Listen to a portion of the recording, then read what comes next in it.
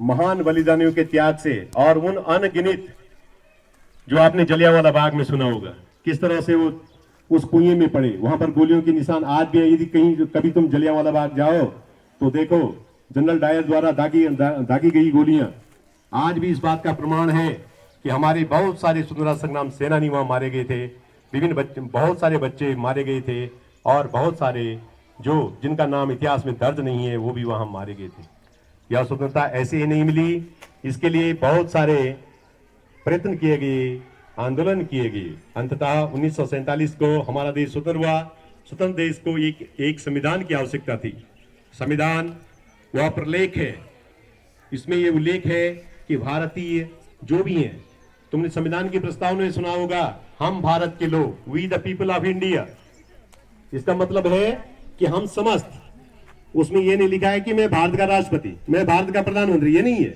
हम भारत के लोग, चाहे वो राष्ट्रपति है और चाहे वो बहुत ही छोटा आदमी है, सब भारत के लोग हैं। इसमें किसी भी प्रकार का भेदभाव नहीं है।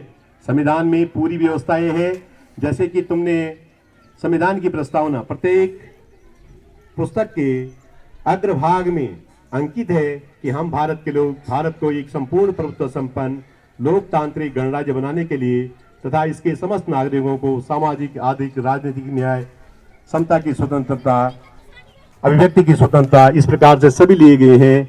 आज दिनांक 26 नवंबर 1949 ईस्वी को इस संविधान को आत्मसात करते हैं। इस प्रकार से संविधान की मैंने थोड़ी थोड़ी प्रस्तावना तुम लोगों के साथ पढ़ी है। ये जो हमारा संविधान है एक बहुत व्यापक प्रलेख है, लिखित है। ब्रिटेन का संविधान अलिखित है।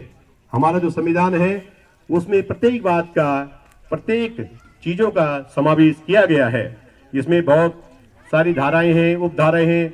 जैसे आपने पढ़ा कि 395 इसमें अनुच्छेद है, 22 भाग हैं और 12 अनुसूचियां हैं।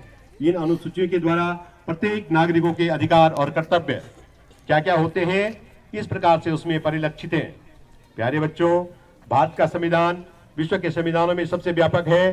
संविधान बनाने के लिए कनाडा, अमेरिका, फ्रांस, रूस, आयरलैंड, जर्मनी, जापान के संविधानों से कुछ सीख लेकर के इस प्रकार से बनाया गया है कि आज इसके अनुसार हमारे पूरे देश की शासन व्यवस्था और शासन प्रणाली चलती है। इस संविधान को लिखने के लिए 2 वर्ष 11 माह और 18 दिन का जो समय लगा है, उसमें विभिन्न बैठकें हुई है। मेन जो बैठक के जो मुखिया थे वो डॉक्टर भीमराव अंबेडकर थे। वो थी हमारी ड्राफ्टिंग कमेटी, प्रारूप समिति। इस समिति में उन्होंने नहीं बनाया, विचार विमर्श सभी होता था। अंततः 284 सदस्यों के द्वारा, हस्ताक्षर के द्वारा, जिसमें कि महिलाओं का भी योगदान है, वो सम्मिलित थी। हमारा जो संविधान है जब बन करके तैयार हो गया, उसको ड्राफ्टिंग, लिखने का काम, जो उन्होंने बनाया उसको लिखने का काम सौंपा गया। बहुत अच्छी जो जिनकी कलम चलती थी उनका नाम था प्रेम बिहारी नारायण राय जादा। पंडित नेहरू ने कहा कि संविधान को लिखने में तुम्हें कितना पैसा हमारे द्वारा देना चाहिए। उन्होंने कहा कि इस बड़ी पुस्तक को लिखने का मेरा सौभाग्य यदि मुझे प्राप्त होता है तो प्रत्येक पृष्ठ पर नीचे मेरा नाम लिखा होगा और अंत में मेरे दादा और मेरा नाम, मेरा चित्र इसमें लिखा होगा। तो इस प्रकार से उन्होंने अच्छी राइटिंग से लिखा है और संविधान के पृष्ठों पर जो पृष्ठांकन, जो चित्र बनाए देवी देवताओं के, भारत माता के, विभिन्न मंदिरों के, ऐतिहासिक स्थलों के, वो काम किया।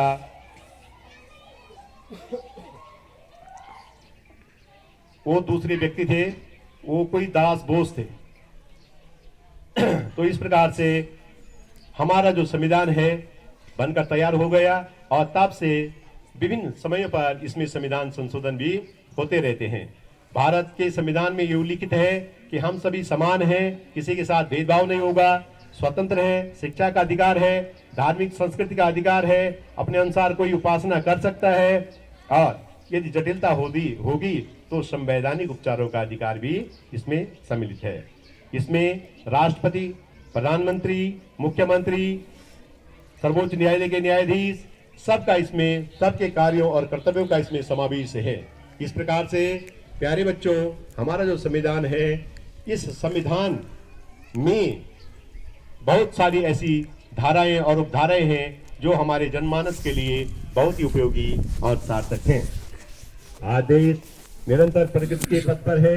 1950 से लेकर आज तक विभिन्न नीतियों नियंताओं के द्वारा आज भी निरंतर प्रगति के पथ पर अग्रसर है, चाहे आर्थिक व्यवस्था में हो, खेल में हो, प्रौद्योगिकी में हो, मीडिया के माध्यम से हो। इस प्रकार से दिन पर दिन हमारा देश स्वतंत्र प्रगति के पथ पर अग्रसित है। प्यारे बच्चों, आपने भी अपने मार्ग पर प्रशस्त प्रगति करने के लिए निरंतर तुम्हें पढ़ने की आवश्यकता है। केवल खेल कूद करने की आवश्यकता ही नहीं, खेल कूद उसका मुख्य भाग है, शिक्षा का मुख्य भाग है। अन्य कार्यक्रम भी है जो सरकार के द्वारा समय समय पर संचालित होते हैं, वो भी करने बहुत जरूरी है। इस प्रकार से मुख्य मुद्दा तुम्हारा पढ़ाई का है और संभवतः अध्यापक के रूप में मेरा यह अंतिम गणतंत्र दिवस है। प्यारे बच्चों को बहुत बहुत धन्यवाद, बहुत बहुत धन्यवाद। Thank you.